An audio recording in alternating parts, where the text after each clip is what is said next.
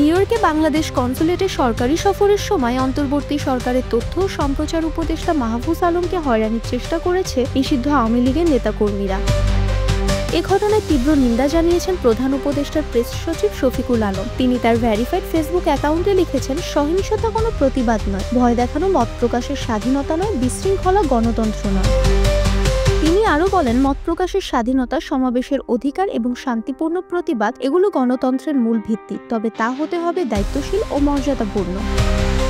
শফিকুল আলম প্রশ্ন রেখে বলেন, কেন আওয়ামী লীগের রাজনৈতিক কার্যক্রম বাংলাদেশে নিষিদ্ধ হলো? এর জবাব পাওয়া যায় তাদের ধারাবাহিক সহিংসতা, আতঙ্ক সৃষ্টির রাজনীতি ও ধ্বংসাত্মক কর্মকাণ্ডের ভেতরে। তিনি সতর্ক করে বলেন, যে কোনো আন্দোলনের শক্তি নির্ধারিত হয় না সহিংসতায়, বরং তার শৃঙ্খলা, মর্যাদা ও দায়িত্বশীলতার মাধ্যমে। নিউ ইয়র্কের ঘটনাকে বাংলাদেশের অতি সন্ত্রাসী রাজনীতির প্রতিফলন বলে অভিহিত করেছেন তিনি। Umme Hani, desk report, I News BD.